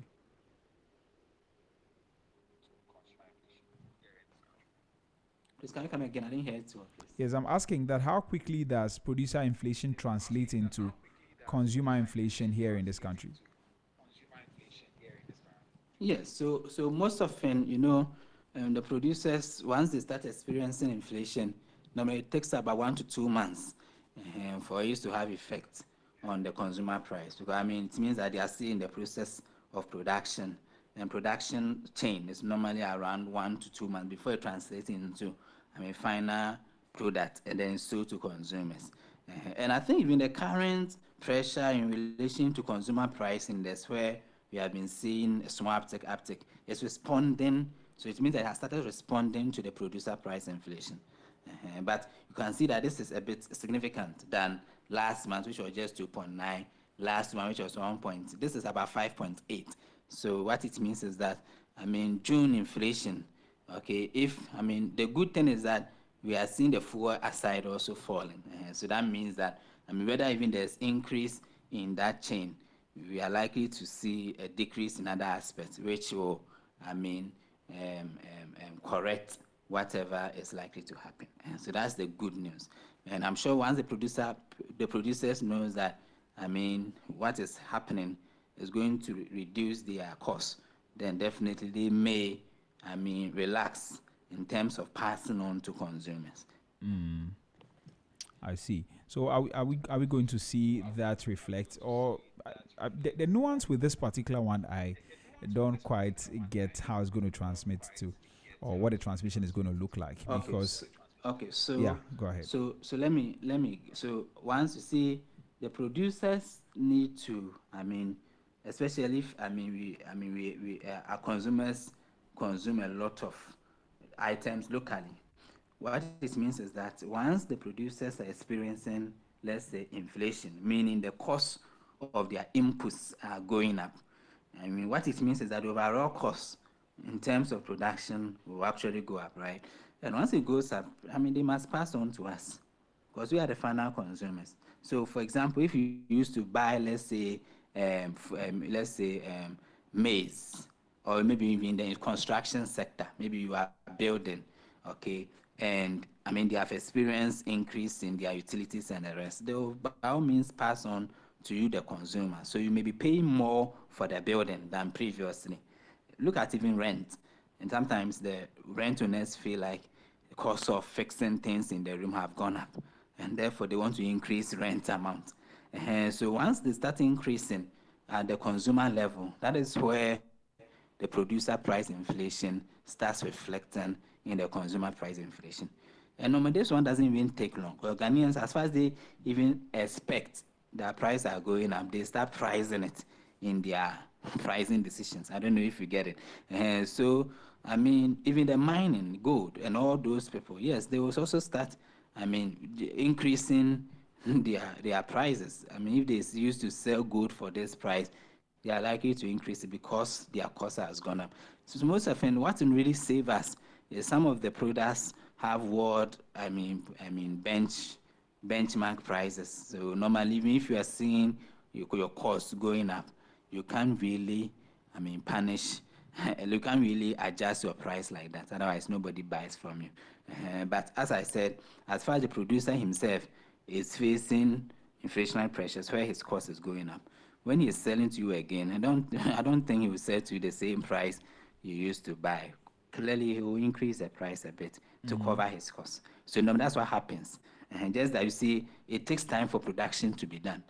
Sometimes they have stocks and the inventory they have already, they may want to go by the previous price. But once the new stocks comes in, then they have to reprice it to get their costs back. So basically, that is normally what happens with producer price inflation moving into consumer price inflation. All right, I don't thank know if you. you get it. Thank you. Yeah, I get it. I get it. My only concern is the nuance with this one. Typically when we talk about it, we look at the month on month. And so, for instance, if it was maybe 2 point, maybe 2.5 last month, and then now it is maybe 3 point something, then we can say that, okay, then we've seen an increase and it is going to now drop. But here we are seeing that year on year, there's an increase, but month on month there's actually a decrease, and I'm wondering how that nuance actually works. Okay, so normally what happens is that you see the yearly one does not really reflect like the way the monthly one adjusts. That's right. The reason is that for the yearly one is more about you comparing last year to this year, right? So and dynamics last year, I don't think producers price their products based on yearly forecast. No, it doesn't happen. Mostly it's the monthly effect that they are worried about. So that's why I was even explaining that what is happening is not really like producers experiencing serious uptick in inflation. It's just when you compare on the yearly basis, that's where you are seeing that effect. But on the monthly basis, if the producer produce their products last month and this month is at a lower inflation, clearly that they will not pass on the increased price, okay, as far as pricing of their products are concerned. That is why I was saying that most often we should be more mindful of the monthly inflation than the yearly inflation, because the yearly inflation is more about comparison between last 2 years, last 3 years, and the rest. But the monthly one actually gives you an idea of what is really happening currently in terms of producer price inflation, and the number is suggesting that things are okay. So that's why I was saying that it's not really a cause for alarm. It is just because last year, and consider last year, looking at how inflation was building up, we were seeing significant decrease in inflation. I don't think that's same, and that's the reason why you are seeing the uptick. Because this year we are not seeing that significant intervention to reduce inflation or to subdue inflation. So clearly, the yearly one, you will see it rising like that. But as far as the monthly one is not rising to that effect, then I don't think there's a need to be too worried about the current situation. Okay, all right. John, please hold on for me. Let me announce the lines. Well, if you just tune in, this is Business Breakfast on Zed 101.9 FM with me, Nichrebi Hammond. And this one, we're talking about producer price inflation, and we're asking whether this is actually something temporary. Based on what we are seeing now. We've seen a jump from 2.7% in April and to 5.8% in May. And we're asking whether this is actually something temporary, or we are seeing some early signs of new price pressure cycles. But John says that there is nothing to worry about, because this is a year-on-year inflation and not a month-on-month. In fact, the month-on-month actually declined, so we're not supposed to worry. But we'll still ask a few questions before we wrap up this morning. And you are free to join the conversation. Send us a WhatsApp on 0544321019, 0544321019, or 03039566641. Sorry, 03039566641. You can call us on that number, or you can engage us on our social media platforms. We're streaming live on Facebook at ZFMGH, and on YouTube we're at Z Multimedia. Feel free to drop a comment under the live stream and we'll read them for you. All right, John, let's continue. So what are the implications for businesses? What does this mean for businesses who are operating in Ghana right now? Okay. Okay. So clearly, I mean, what the inflation is telling us that I mean the input prices of the products have gone up a bit if you compare to last year what they were experiencing.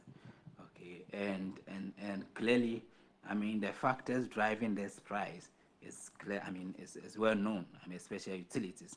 And I've been suggesting that in order to I mean realize the intended benefits of I mean declining inflation rates and the rest. I mean government needs to I mean come in directly to support okay, in relation to I mean some of these drivers, especially when it is clear that utilities are the main factors driving the inflation in this particular period.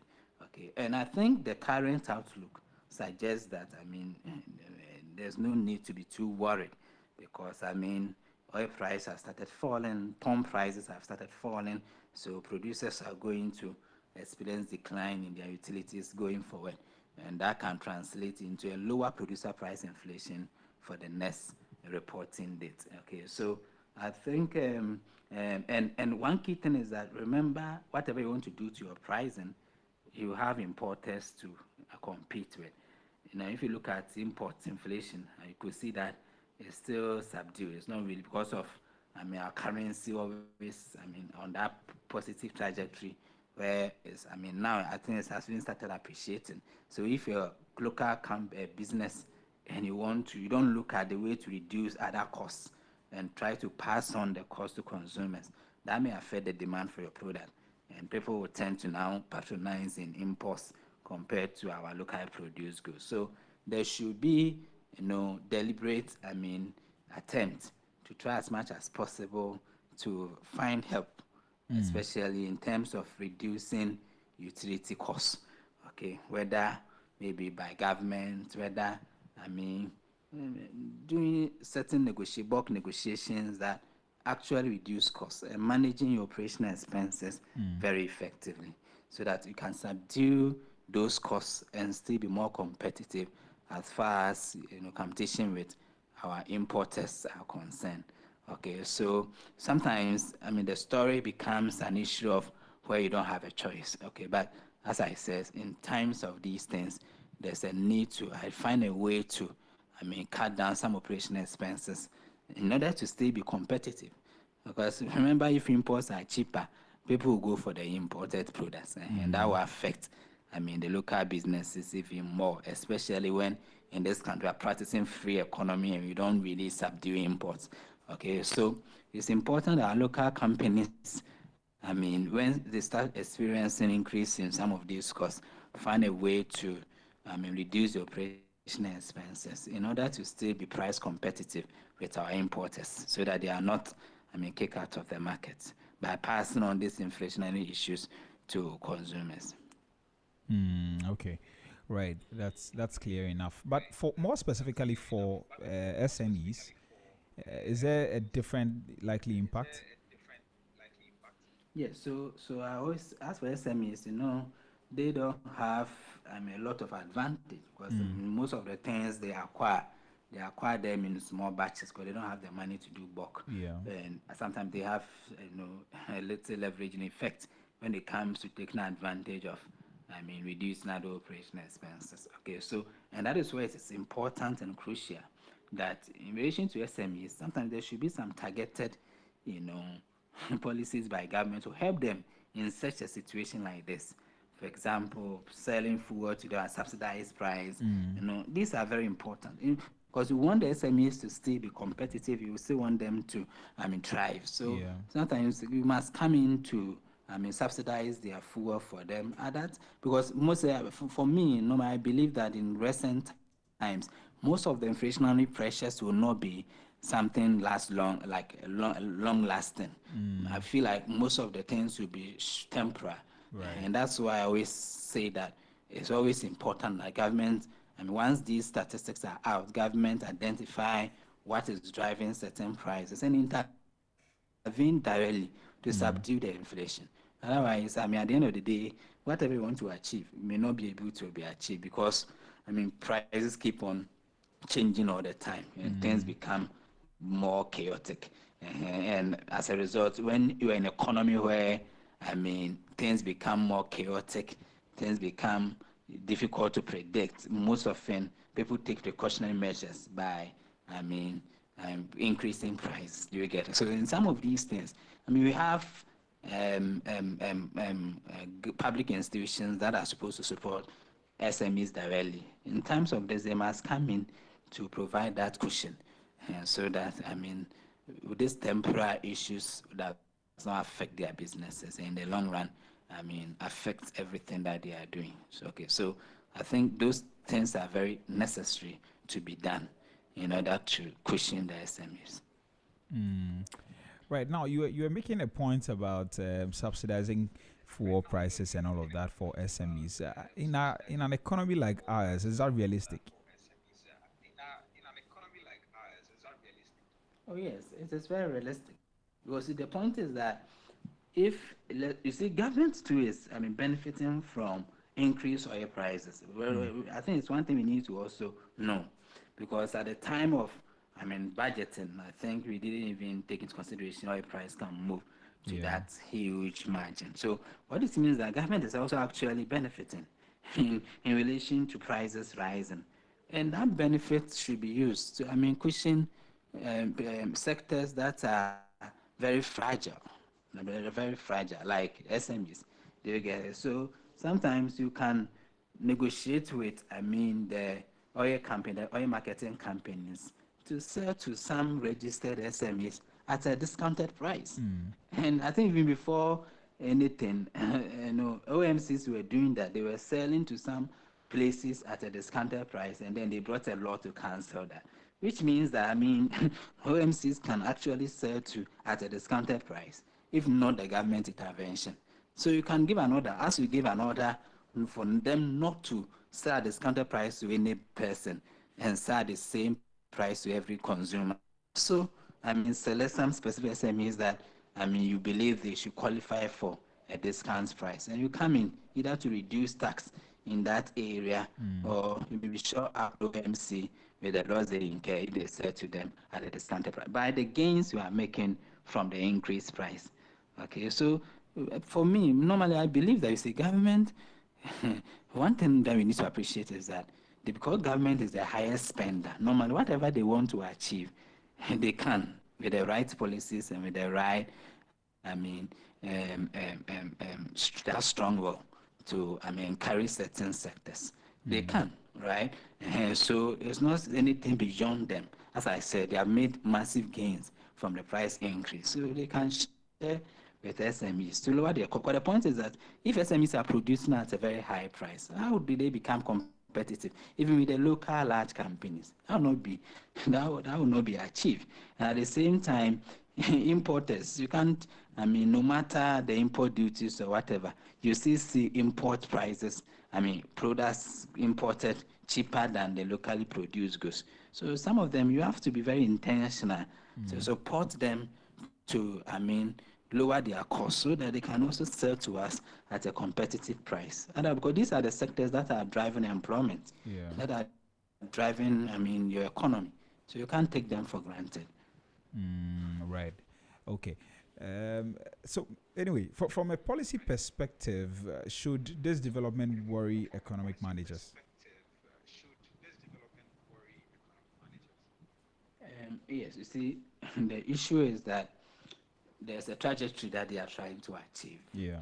And basically, for them to achieve that target, the major thing is that they must continuously see declining inflation, whether on the yearly basis or the monthly basis. But that gives them the boldness to take some drastic measures by even reducing monetary policy rates and all that.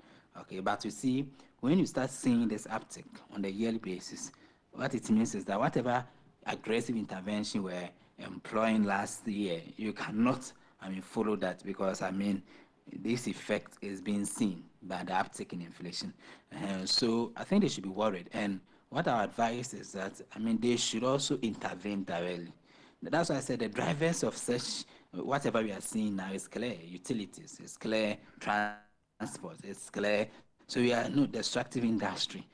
So once we are seeing that these are the sectors that are driving the current inflation, you must intervene directly, whether they are facing supply chain challenges, whether they are facing transportation problems, whether maybe because of the rain, there are issues with transportation, issues with, supplying to the urban areas and the rest. You must intervene, whether you are providing better cars for the transportation or, we are now trying to refine our oil products by thermal oil refinery. Whether we allow thermal oil refinery to set some specific places at a discounted price. All these can be taken to reduce the pressure on our local producers. And when that happens, then it means that your target you want to achieve will still be within reach. But if you decide that, okay, these things you don't really mind, you are just going by the usual, actions, then clearly you cannot achieve that ultimate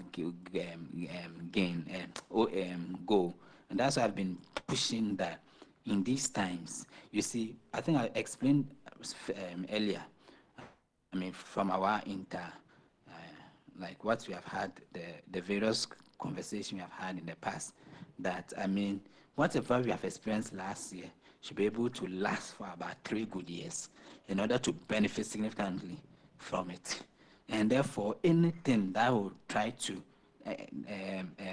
challenge or try to pose, problems that will not let you achieve your aim, you must intervene directly, especially when, everything is showing most of these things are temporary. You must intervene directly, okay, so that you subdue all those pressures and allow the economy to be in this state for about 2 to 3 years, for people to benefit significantly from it before anything starts going up again. And this requires government direct intervention, whether BOG, whether the fiscal side. They must all find a way to support, policies or programs or producers that are willing to cut down costs. We must, support them. And I think if we do, we're able to subdue inflation. And whatever we are gaining from the economy, we can see the economy is very stable, right? It can be long-lasting. The interest that has come to around. Now people go for a loan at the individual level. They are getting at 13%, 12%. Okay, businesses must get it even lower. And this must last for a bit long before that gain we are expecting in the economy will come. So I think because of this, every challenging factor must be addressed directly from government. I see. Fantastic. Now, the maybe let's look at for households. All right, the implications for households. I think we've spoken about that for businesses. What should households and individuals be watching or preparing for in the coming weeks? Yes. So I think we should know that as far as there's a small increase in producer price, inflation, it will translate into consumer price inflation if we don't have other factors trying to counter it. But I think for now, things are moving in that direction of reducing fuel price and all that. Okay, so I think we should expect a small uptick in inflation for the next month, maybe from the 3.7% to maybe around 4, or we should expect that. And once that should be the expectation, then it means that we must rationalize our expenditure. I think so far we know where there's places that is driving inflation. And I think that's I was saying that, if you look at even farm products, we are seeing certain produce experiencing high inflation, others experiencing less inflation. So in terms of this, you should rationalize the expenditure to go for, the areas that are seeing decline in price, knowing very well that this thing is not going to be long lasting, so that it will reduce the pressure on our disposable income. Okay, so I think you should know that we should expect some level of inflation for the next month. We should expect a level of inflation, but when it happens, we should move on to low pricing products for the meantime, in order to reduce its effects. Because think I was hearing ginger and the rest for the last month. It Yeah. increased by over 80%. Yeah. If you are used to ginger, maybe you have to find a way to, because it means that then your disposable income to you must double for you to consume that same level. And so sometimes when we are seeing inflation like this, we should push a little bit to products that have experienced low or let's say reduced inflation or declining inflation for some time, and then so that it doesn't hit our disposable income much, because we know in Ghana it's hardly we see increase in our disposable income, hardly. And so in times of this where inflation is picking up, you have to rationalize to reduce the pressure on your disposable income, survive. If not, it will take away all your disposable income. Right. Okay, John. So if you had to, sum up the situation in simple terms for the average listener now, should Ghanaians be worried or we should just stay alert? Oh yes, I think we should just be alert but not to be worried. And the reason is that the monthly one reduced, right? And so it's not something like it's showing that the year inflation is just picking up. The monthly one reduced. Monthly one was around 284. It has come to 277. So it just means that we just need to be cautious, and that's why I'm even questioning that. Governments have to step in some of the policies. In some, especially in some of the industries driving the inflation, to subdue it. It's important we subdue it.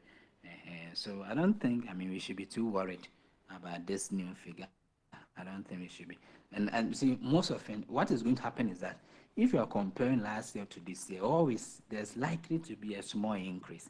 The reason is that you see, last year was a serious, deliberate government intervention to bring inflation down to stabilize the economy. So you could see that there are a lot of things that government was doing, intervening directly, reducing expenditure, whatever was driving inflation. They were actively bringing it down, including even Treasury bill rate, where they were actively bringing the rate down. Do you get it? So, but this year is not going to be the same. So there's likelihood that inflation numbers will be picking up small. Right. But as far as it doesn't go beyond 8%, as far as it doesn't go beyond 8% and it's still within 3%, 4%, 5%, it is just because you are doing a yearly comparison. Okay. That's why we are seeing the uptick, but it's not something that we should expect that there will be a level of, because you see, when you stabilize an economy, it is important to also push the economy forward. And mostly to push the economy forward, there should be a little inflation to drive people to go into a lot of production and the rest. If prices are still the same, people will not be encouraged. Do you get So there's a need to also drive the inflation a bit to bring about the economic growth that we're expecting. So I don't think we should be too worried when we hear of uptick. It should be expected. It should be expected. In fact, this year it should be expected that inflation will be picking up like that. Just that we are just hoping that it will still be within the Bank of Ghana bracket, doesn't go beyond 8%. Because if it goes beyond 8%, then that's out of control. But once it's less than 8%, 5%, 4%, you shouldn't be too worried about it. All right. John, thank you very much for your time. I don't know if you have any final words. Yes, so I think my final word would be that government needs to collaborate with our producers and help find solutions to their supply chain challenges, their utility costs, and whatever is bringing the current inflation to subdue it. It's important that they do that so that they themselves don't face the pressure of, reversing the various economic gains that we have had over the last year. And once we do that, I think we will be fine. Thank you. All right. John, thank you very much for your time. Really grateful that you joined us this morning. And thanks for sharing your insights with us as well.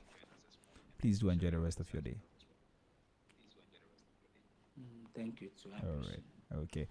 Right. So that was John Che. He is a financial analyst and he joined me this morning.